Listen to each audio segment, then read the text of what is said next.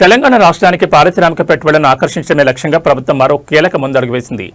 Hyderabad MCR హెచ్ఆర్డీలోని బోధి పెవిలియన్లో ముఖ్యమంత్రి యనమల రేవంత్ రెడ్డితో confederation of Indian industry northern regional council ప్రతినిధుల బృందం మర్యాదపూర్వకంగా సమావేశమైంది.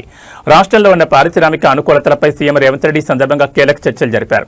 ఈ ప్రత్యేక సమావేశంలో సీఎం సలహాదారు వేముల రామకృష్ణారావుతో పాటు పలువురు సీనియర్ ఐఏఎస్ అధికారులు, పారిశ్రామిక రంగ దిగ్గజాలు పాల్గొన్నారు.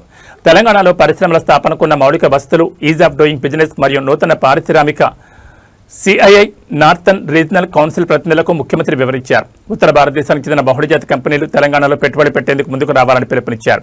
రాష్ట్రంలో పారిశ్రామిక ప్రగతి ద్వారా స్థానిక యువతకు ఉపాధి అవకాశాలు పెంచడమే తమ ప్రభుత్వ ప్రాధాన్యతని సీఎం స్పష్టం చేశారు. రేవంత్ రెడ్డి విజన్ మరియు ప్రభుత్వం ఇస్తున్న ప్రోత్సాహం పట్ల సిఐఐ ప్రతినిధి బృందం హర్షం వ్యక్తం చేస్తూ రాష్ట్రంలో పెట్టుబడులుకున్న అవకాశాలపై సానుకూలంగా స్పందించింది.